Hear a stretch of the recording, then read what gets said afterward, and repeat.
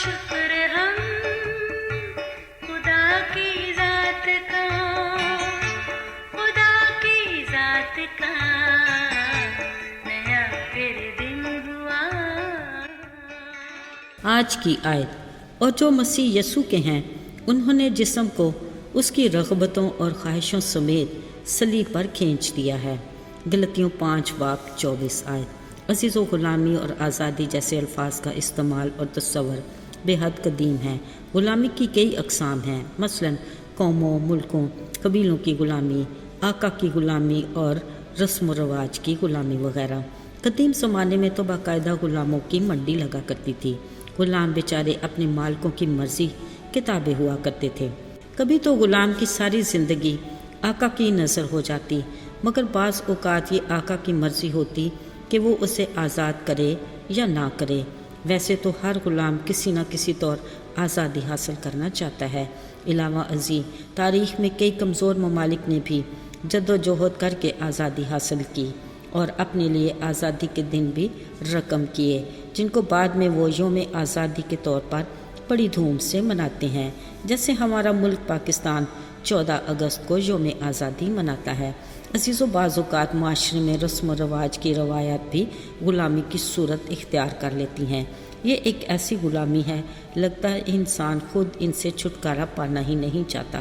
شاید رسم و رواج کے غلام اپنے آباء و اجداد کی روایات کو برقرار رکھ کر اپنے دل کو تسکین دیتے ہیں، یہ سمجھ کر کہ یہ ان کا اولین فرض ہے۔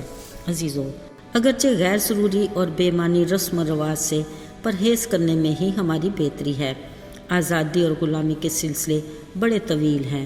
ہاں، ایک اور طرح کی غلامی بھی ہے جو ہماری ذات اور خواہشات سے جڑی ہے، یعنی ہم کسی نہ کسی طور پر اپنی خواہشات کے غلام ہوتے ہیں۔ جس کا ناطہ ابلیس سے جڑا ہے، وہ اسی طاق میں ہوتا ہے کہ خلق خدا کو خواہشات کے دلکش جال میں پھنسا کر انہیں اپنی غلام رعایا میں شامل کرے۔ اس مقصد کے لیے وہ جدید ترین برانڈز، نمود و نمائش، شہرت، عزت، پیسے کی جھنکار کو بڑی مہارت سے استعمال کرتا ہے، اور انسان ہے کہ منٹوں میں اس کا شکار بھی ہو جاتا ہے۔ یاد رہے، خواہش بڑی تیزی سے ملٹی پلائی ہوتی ہے اور انسان ان خواہشات میں پھنس کر ان کا غلام بن جاتا ہے۔ پھر ان سے رہائی خاصی دشوار ہو جاتی ہے، بالکل اس کیڑے کی طرح جو پچر پلانٹ کی خوبصورتی کو دیکھ کر اس کے قریب چلا تو جاتا ہے، مگر قدرت کے کام انوکھے۔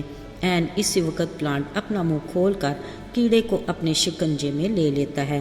پہلے تو شکار ہونے والا کیڑا ہاتھ پاؤں مار کر آزاد ہونے کی بھرپور کوشش کرتا ہے، مگر بعد میں اسے اندازہ ہو جاتا ہے کہ وہ مکمل طور پر پھنس چکا ہے۔ عزیزو، یہاں اپنی خواہشات کے غلام جس انسان کا ذکر ہو رہا ہے، اس کا حال بھی کچھ ایسا ہی ہے۔ یاد رہے، خالق خدا نے اسے اپنے ہاتھوں سے اپنی صورت اور شبیہ پر بنایا، اپنا دم پھونک کر اسے جیتی جان بنایا، پھر اسے اس کی آزاد مرضی پر چھوڑ دیا۔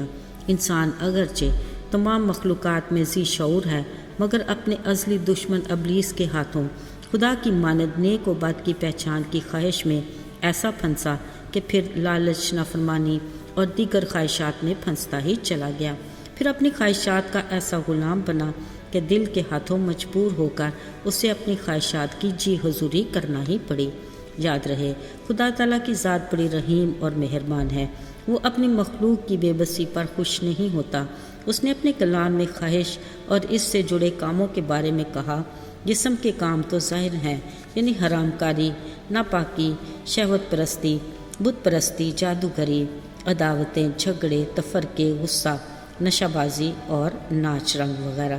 افسوس، آج کا انسان اس نہج پر پہنچ چکا ہے کہ اب وہ اپنی خواہشات کے ان کاموں کو وقت کی ضرورت اور سوسائٹی میں اعلیٰ رتبے اور عزت کا سرٹیفکیٹ سمجھتا ہے۔ یہ وہ ایکٹیویٹیز ہیں جو کبھی رازداری اور چھپ چھپا کے کیے جاتے تھے، مگر اب سر عام بڑے فخر سے ہوتے ہیں۔ عزیزو، خیال رہے، یہ سب بدکاری کے زمرے میں آتے ہیں۔ ایسی خواہش کے کام جو کبھی لعنت جانی جاتی تھی، مگر اب اس میں فخر کا عنصر شامل ہو چکا ہے، یہ ہمارے لیے لمحہ فکریہ ہے۔ عزیزو، ایسی خواہشات کی غلامی وہ ڈٹائی اور ہٹ دھرمی ہے جس کی تکمیل اور دل کی تسکین کے لیے ایک دوسرے کو نیچا دکھانا، حق تلفی، دھوکہ فریب اور ہر طرح کے جائز اور ناجائز حربے شامل ہیں۔ اس تحریک کو متحرک کرنے میں وہ چھوٹی سی انا ہے جو سب پر حاوی اور ابلیس کا خطرناک ہتھیار ہے، جسے وہ انسان میں پوری قوت اور اختیار کے ساتھ استعمال کرتا ہے۔ یہی انا معاشرے میں برائیوں کو جنم دیتی ہے اور پرسکون زندگی میں فتور کی وجہ بھی یہی ہے۔ یاد رہے، نہ صرف ہماری روحانی بلکہ جسمانی زندگی کی ترقی میں بھی یہی انا رکاوٹ ہے، مگر عزیزو تسلی رکھیے، ہم اپنی خواہش کی غلامی سے آزاد ہو سکتے ہیں اور اس کی کنجی بھی ہمارے ہی ہاتھ میں ہے۔ بطور مسیحی ہمیں خدا کے فرمان پر عمل پیرا ہونا ہے۔ اس نے فرمایا، اپنی خودی سے انکار کر، انا کے بت کو توڑ دے اور خود کو اپنے جسم کی رغبتوں اور خواہشوں سمیت صلیب کے پاس لے آ۔ وہ ہمیں ہر طرح کی غلامی سے آزاد کرے گا اور ہماری جانیں آرام پائیں گی۔ آئیے دعا کریں۔ آئے ہمارے آسمانی باپ، ہم تیری منت کرتے ہیں کہ تو ہمارے قدموں کو ابدیت کی راہ پر ڈال، تاکہ ہم اس جہان میں بھی مبارک ہوں اور آخرت میں بھی تیرے منصور نظر ٹھہریں۔ یسوع کے مبارک اور بابرکت نام میں مانگتے ہیں، آمین۔